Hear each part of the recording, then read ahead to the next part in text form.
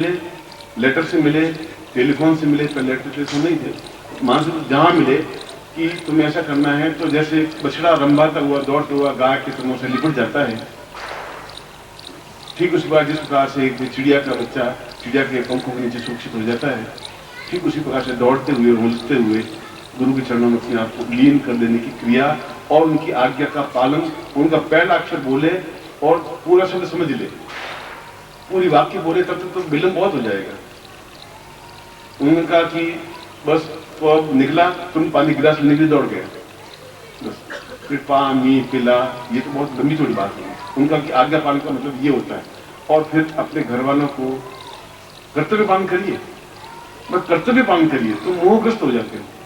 तो मोहग्रस्त होने पर तुम इतनी ऊंची पर्सनालिटी, उतने विद्वान नहीं बन सकते, उस समान नहीं बन सकते, सचिदानंद की तरह नहीं बन सकते। इसलिए मुझे वो पंक्ति याद आ रही थी, वो दीपावली के दिन था वो उनका कि या तो तुम से बनना चाहते हो तो इन तीनों चीजों को हृदय में धारण करना, नहीं बनना चाहते हो तुम्हारा जंगल खुला है, रास्ता है, सीधा से दूसरी जगह है, और तुम अपना काम करो, मैं अपना काम। इनका मैं प्रत्येक क्षण जो आपने कहा है एक एक अक्षर का पालन करता हुआ, चाहे किसी भी विपत्ति में, सुख में या दुख में, परिवार में या अकेलेपन में, मैं आपको एक क्षण भी भुला नहीं सकता।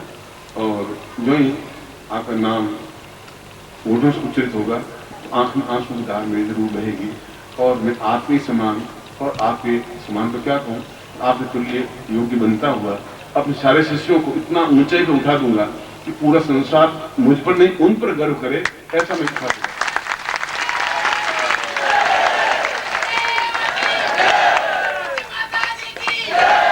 दिल्ली शायद दिल्ली फ्लाइट लेट हो गई, मेरी फ्लाइट 3 बजे आई थी, कोई बात नहीं, मैं शाम को फिर यहाँ आया। अब मेरा मन फड़फड़ा रहा था कि मैं किसी तरह से आपसे मिलूं। मैं थोड़ा थक गया था तो सो गया था। सुबह के बाद मैं नहीं आया, मैंने कहा चलो उनके चेहरे पर कितना मुरझापन है, पर आपकी वही मुस्कुराहट, वही तालियों की गड़गड़ाहट, वही प्रेम, वही अपने आप में आनंदित चेहरा, तो मुझे विश्वास हो गया है कि ये व्यक्ति निश्चित रूप से मेरे समान और सूर्य के समान तेजस्वी हो सकते हैं। ये मैं आशीर्वाद आपको देता हूँ।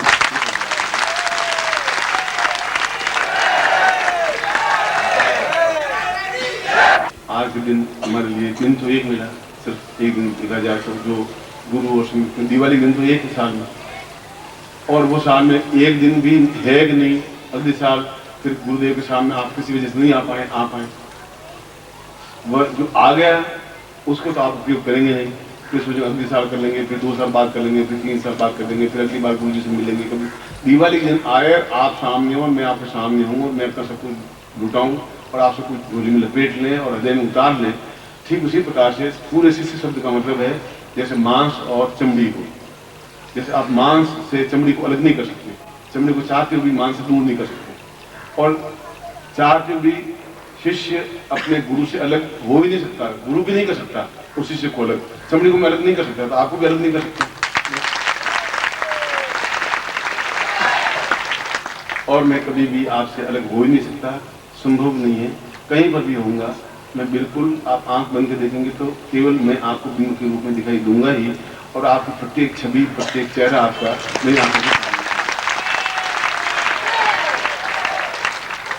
सैकड़ों लोगों ने, आप में शिष्यों ने, संगीत वाले अपना घर बार छोड़ करके केवल एक मुस्कुराहट के लिए, ये तो एक ही बात कहता है, मुझे और कुछ चाहिए, आप मुस्कुराहट चाहिए, मैं तो गाने में जी जान लगा दूंगा, आप मुस्कुराहट नहीं देखता हूँ तो दुखी होता हूँ।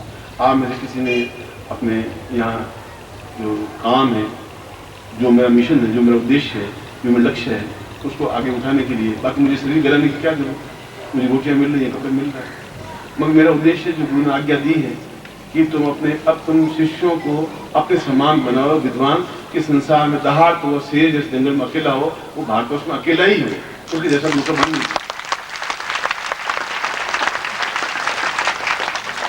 और मेरा सारा प्रयत्न इसी बात का है कि मैं जब आवाज दूं तब आपको बीच में कोई व्यवधान नहीं आना चाहिए, और जो मैं आपको ज्ञान दूं उस ज्ञान को फिर आपको प्राप्त करना ही है, तो है ही, बस चाहे अपना शरीर बिक जाए हरिश्चंद्र की तरह तो फिर बिक जाएगा, हरिश्चंद्र की चमड़ी तो फिर बिक जाएगी, वह उसकी चिंता नहीं है, मगर हमें वह प्राप्त करना है कि सूर्य बनना है, कृष्ण की तरह बनना है, तो कृष्ण से भी दुगुना दुख देखना पड़ेगा, कृष्ण तो सुख देखा ही नहीं।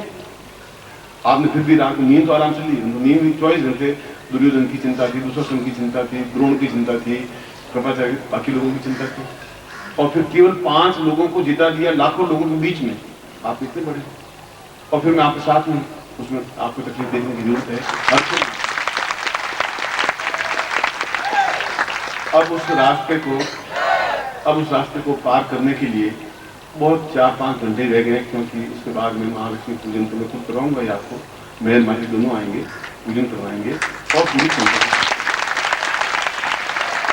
तब तक उतना जो आधा किलोमीटर का रास्ता है, वह किलोमीटर का रास्ता आपको पूरी तरह से पालन करना पड़ेगा।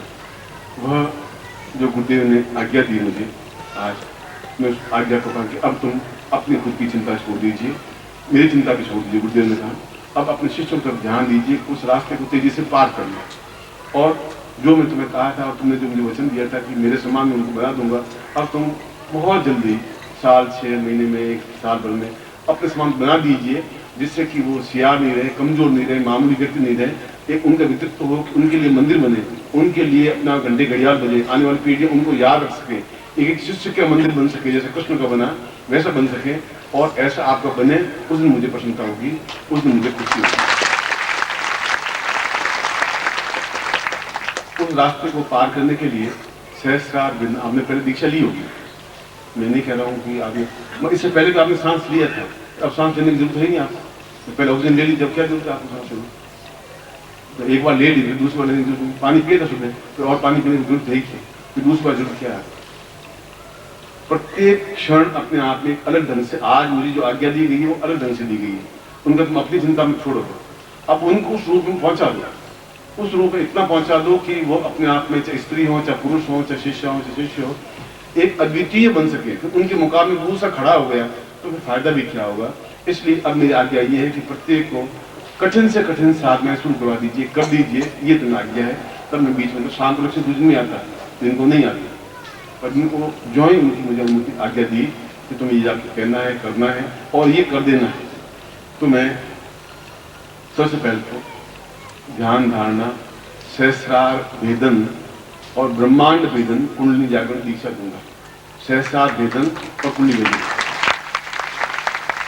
क्योंकि जब अंदर के चक्र जागृत नहीं होंगे, पूरे अंदर का पूरे प्राण बाहर नहीं निकलेंगे, तब तक तुम्हारे देह तो अपने आप नाश हो जाएगी। 2, 4 साल, 10 साल, 20 साल, 25 साल बाद देह से मोह करना ही नहीं, मैंने मना कर दिया।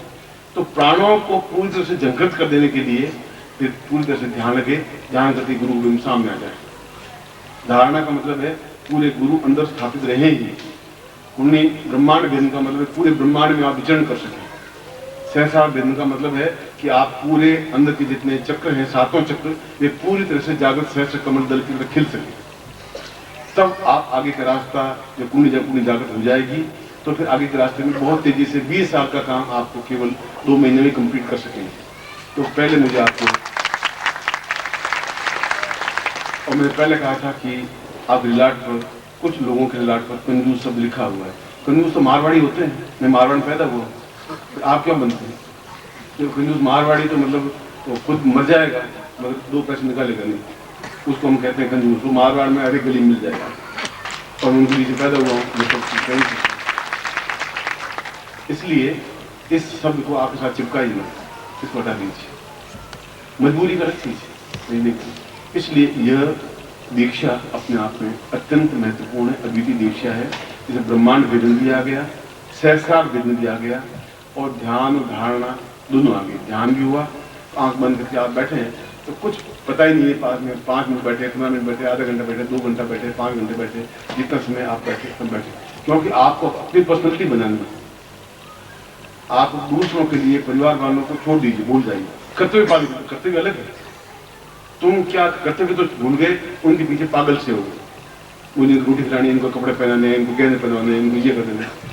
मरने के बाद में कौन पहनाएगा गहने? फिर कौन रोटी खिलाएगा? खिलाने वाला अपना खिला देगा, नहीं खिलाएगा तो ठीक, चले जाएंगे, मर जाएंगे, जिंदा रहेंगे। फिर आप पहले से दुखी हो रहे, सपूत बेटा होगा कमा खा लेगा, कपूत बेटा होगा तुम्हारे पैसे उड़ा देगा, तो दोनों दृष्टि से तुम नुकसान में नहीं, उसे कोई फायदा है नहीं। इसलिए यह दीक्षा आज 5 घंटे बाद में ये बहुत महत्वपूर्ण दीक्षा है जो मैं कराऊंगा। और फिर दूसरी, आज तक आपने साधना की है और मैं नहीं चाहता हूं कि बहुत उच्च कोटि की साधना की आपने जो मैं साधना। ओम परम तत्वाय नारायणाय गुरुभ्यो नमः। ओम ह्रीं मम प्राण देह रोम प्रतिरोम चैतन्य जाग्रय ह्रीं ओम नमः।